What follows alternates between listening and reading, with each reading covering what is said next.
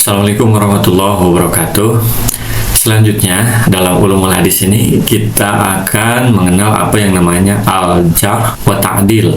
Ya, apa itu yang disebut al-jarh wa ta'dil? Kita akan mencoba mempelajari apa pengertiannya, landasan ilmunya, kegunaannya, tingkatan-tingkatannya, kemudian sebab-sebab perawi dikenakan al-jarh wa ta'dil dan syarat-syarat kritikus hadis. Ya. Yang pertama, pengertian. Nah, apa yang dimaksud dengan al-jarh? Ya, al-jarh artinya melukai dari jaroha. Menurut ahli hadis, artinya mencela perawi hadis yang menghilangkan keadilannya. Dalam pengadilan bermakna menggugurkan keabsahan saksi. Menurut istilah, menyebut sesuatu yang dengannya tercacatlah si perawi. Sementara at-ta'dil secara bahasa berarti menegakkan atau membersihkan atau membuat seimbang.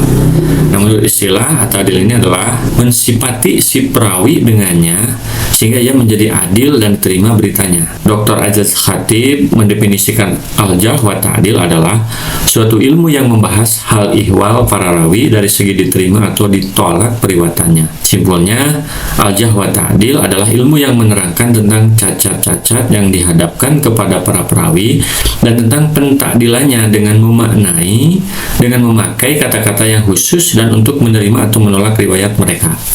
Itu pengertian al-jarh wa ta'dil. Yang kedua, landasan ilmu al-jarh wa ta'dil. Ada 6. Menurut Al-Ghazali ada 6 gibah yang diperbolehkan ya. Juga menurut Al-Naqawi, yang pertama gibah itu boleh, ngagosip itu boleh. Yang pertama karena teraniaya, yang kedua karena minta tolong, yang ketiga minta fatwa, yang keempat menghindari kejahatan, yang kelima orangnya terang-terangan melakukan bid'ah dan kemungkaran, yang keenam memberikan informasi yang sebenarnya. Dalam Quran surat Al-Hujurat ayat 6 menjelaskan tentang tabayun. Nabi sendiri mengkritik ya, betapa buruk saudaranya Al-Asyirah katanya. Nabi juga memuji hamba Allah yang paling baik adalah Khalid bin Walid. Dialah salah satu dari pedang-pedang Allah. Jadi nggak apa-apa, mau memuji juga mengkritik nggak apa-apa. Demi orisinal hadis mereka tidak pandang bulu meneliti bahkan terhadap orang tua mereka sendiri. Yang ketiga, kegunaannya apa al-jarh wa ta'dil ini? Kegunaannya yang pertama menentukan kualitas perawi dan nilai hadisnya. Yang kedua menetapkan apakah periwatannya bisa diterima atau ditolak. Menurut Munzir, info jarh dan ta'dil seorang perawi dapat melalui yang pertama popularitas perawi, apakah mereka adil atau punya aib. Yang kedua berdasarkan pujian dan celaan dari rawi lain yang adil. Kemudian yang keempat, sebab-sebab perawi dikenakan al-jarh wa ta'dil. Menurut Ibnu Hajar Al-Asqalani, sebab-sebab yang menjadikan aibnya seorang perawi ada 5. Yang pertama bid'ah, yaitu melakukan tindakan tercela di luar ketentuan syarat. Ada yang dikafirkan seperti Rafidah, ada juga yang fasik. Yang kedua, sebab menjadikan aib seorang perawi itu mukhalafah, artinya beda riwayat dengan yang lebih sikoh, sehingga hadisnya itu syad, diragukan. Yang ketiga golat, atau banyak kekeliruan dalam meriwayatkan. Yang keempat jahalah, atau tidak dikenal identitasnya. Yang kelima dakwah al-inqita, diduga keras sanadnya terputus. Itu 5 hal yang menjadi sebab seseorang dikenakan al-jarh ya, atau tercela. Yang kelima, ini syarat-syarat kritikus hadis. Jadi tidak bisa semua orang menjadi kritikus hadis. Yang pertama, harus berilmu pengetahuan. Yang kedua, harus bertakwa. Yang ketiga, harus waro, artinya menjauhi dosa kecil dan makruhat. Yang keempat, jujur. Yang kelima, belum pernah dijarh, belum pernah dicacat. Ya. Yang keenam, menjauhi fanatik golongan. Yang ketujuh, mengetahui sebab ta'dil dan tarjih. Ini syaratnya. Jadi, kalau fanatik golongan, nggak boleh dia kemudian mengeluarkan ini hadis sahih atau tidak boleh. Jadi jangan-jangan dia menjadi subjektif ya, tidak otentik. Dilihat dengan sikap pribadi. Syarat kritikus itu yang pertama harus bersifat adil, yang kedua tidak fanatik aliran, yang ketiga tidak bermusuhan dengan beda aliran, yang keempat jujur, yang kelima takwa, yang keenam waro. Dilihat dari penguasaan pengetahuan. Syarat kritikus hadis itu yang pertama harus mengetahui ajaran Islam, yang kedua ajar bahasa Arab, yang ketiga hadis dan ilmu hadis, yang keempat pribadi periwayat yang dikritiknya, yang kelima adat istiadat yang berlaku, yang keenam sebab-sebab keutamaan dan ketercelaan periwayat.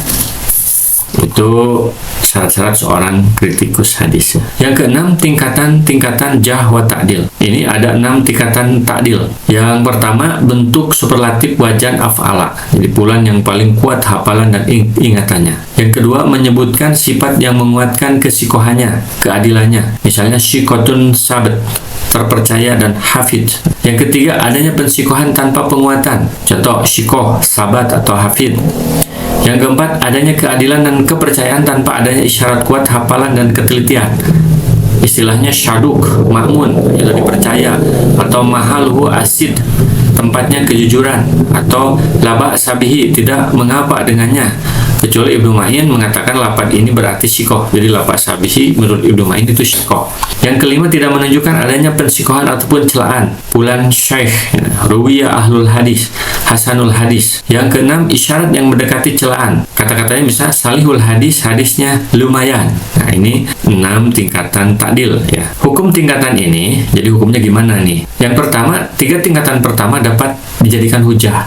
Bisa. 3 tingkatan pertama itu berarti yang paling terpercaya, kemudian yang sikotun sabat, yang ketiga sikoh. Itu bisa dijadikan hujah. Tingkatan 4 dan 5 tidak bisa dijadikan hujah, tapi bisa ditulis kecuali ada hadis lain yang mendukung. Tingkatan 6 ini tidak bisa dijadikan hujah, ditulis untuk pertimbangan saja, yaitu salihul hadis atau hadisnya lumayan, ini tidak bisa dijadikan hujah ya. Kemudian tingkatan jah ini juga ada 6. Yang pertama, menunjukkan adanya kelemahan. Layyinul hadis, lemah hadisnya. Fihi maqal, dirinya diperbincangkan. Fihi dha'fun, padanya ada kelemahan. Yang kedua, ada kelemahan dan tidak boleh dijadikan hujah atau dhaif. Majhul, tidak diketahui identitasnya. Yang ketiga, lemah sekali, tidak boleh ditulis hadisnya. Dhaif zidan, laisa bisyai'in, kecuali Ibnu Ma'in hadis ini perawinya sedikit. Yang keempat, dituduh dusta dan pemalsu hadis. Muttaham bil kadzib, dituduh berdusta, atau matruk, ditinggalkan. Laisa bisikoh. Yang kelima, menunjukkan sifat dusta atau pemalsu. Kadzab, pendusta. Dazal, wadha, pemalsu, atau yakdzib atau yadha. Yang keenam, menunjukkan adanya dusta yang berlebihan. Hukum tingkatan al-jahnya ada 2. Tingkat pertama tidak bisa dijadikan hujah, tapi boleh ditulis untuk perhatian. Nah, yang kedua, 4 tingkatan terakhir tidak boleh dijadikan hujah, tidak boleh ditulis, tidak dianggap sama sekali. Itu 6 hal yang bisa kita pelajari dari al-jah wa ta'dil. Mudah-mudahan bermanfaat. Assalamualaikum warahmatullahi wabarakatuh.